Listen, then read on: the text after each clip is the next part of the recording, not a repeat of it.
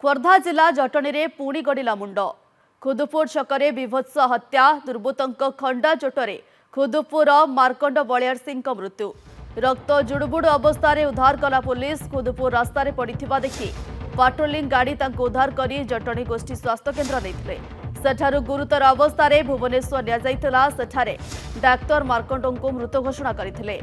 Markand Delang हरिराजपुर electric substation ले assistant electrician भावे कार्य करुथिले।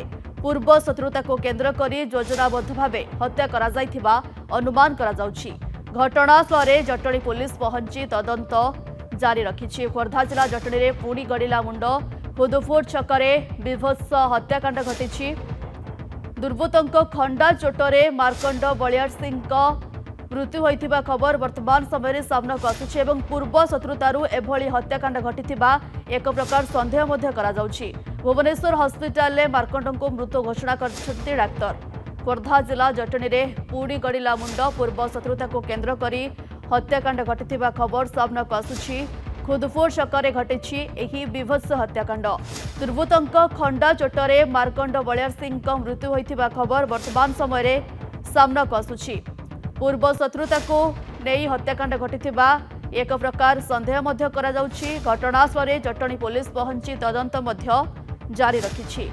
खोर्धा जिला जटनी में पुणी गड़िला मुंड खुदुपुर छकरे विभत्स हत्याकांडर खबर वर्तमान समय सामना आसुछि। दुर्बृत्तों खंडा चोटरे मार्कंड बलियार सिंह मृत्यु घटिथिबा खबर सामना आसिछि। पूर्व शत्रुता को केन्द्र करी एही हत्याकांड घटिथिबा संदेह करा जाउछि। अधिक सूचना पाई जटनी रिपोर्टर सुरेश महाराणा आम सह लाइव रे जोड़ी होछंती। सुरेश, ये हत्याकांड पछर कारण कोन रहिछि? निश्चित भाव नमिता देखंतु जहाँ प्राथमिक तदंत रोची पूर्व शत्रुता को केन्द्र करी एइभली जघन्य हत्याकांड घटी थाए बोली पुलिस संदेह करुची। गत काली विलंबित राति रे मार्कंड बलियार सिंह को दुर्बृत्त छुरी भूसी हत्या करितिबा वर्तमान सूचना मिलुची। निश्चित भाव में आप देखिए जे ये हूँ से जगह जो जगह गत काली मार्कंड बलियार सिंह को छुरी भूसी हत्या करा जायतिला। रक्त जुड़ुबुड़ अवस्था उद्धार करी प्रथमे जटनी गोष्ठी स्वास्थ्य केन्द्र को निया जायतिला। परे परे तांकू एम्स स्थानांतर कर जायतिला। एम्स रे पहुंचला पळे डॉक्टर तांकू मृत्यु घोषणा करथिले। ये होउची ताजा चित्र देखुथिबे। ये होउची ग्राउंड जीरो चित्र जोठी काली एई भली एक विभत्स हत्याकांड घटिथिला। ग्रामवासी अछंती तांको सहित किछि आलोचना करबे। आज्ञा केमती देखुचंती जे एत बड़ गोटे घटना घटी गला। पिलाटी सब बेले आसुथिले एठी बसुथिले किंतु काली तांकू एठी जम कहि परिबा जे मरण रूपी जम एठी अपेक्षा करथिला एवं तांकू हत्या करा गला। जे जो हत्या जे करिसंती केमती देखुचंती जे ए घटना को पूरा मोर से पिला दिन बंधु तार भारी इंटरेस्टेड थिला मु आर्मी रे चाकरी करी किंतु से इलेक्ट्रिक जॉब कला किंतु तार ए आईआईटी आरंभ हलाटू से ही जगह ही बसे 15 वर्ष होला से ही जगह बसे। आमे विलंबित राति 10टा रु 10:20 रु 10:40 भितर 10:40 भितर केसटी हेजी। किछि संदिग्ध को पुलिस अरेस्ट करिछि किंतु आमे चाहू यार पूरा प्रिय वेरिफिकेशन हो किए से पिलाटी को माने अथिले ताको कठोर कठोर दंड दिया जाऊ। ए भलिया पिला हम गाँ रे मिलबाटा गोटे भल सागटी हरैलु से पिला एमती आम गाँ रे ए भलिया पिला मिलबे जाय। निश्चित भाव में देखुले जे भाव बेहल हो जाउछन जेतले बंधु बर्तमान बंधुकर मृतदेह पड़ी से भाव बेहल हवा स्वाभाविक कथा। आउ जने भाई अच्छा आलोचना करेंगे। आज्ञा केमती देखुंती किछि दिन व्यवधान भितर पुणी जटनी रे मुंड गड़िला जे एभली एक विभत्स हत्याकांड को आपण केमती देखुचंती?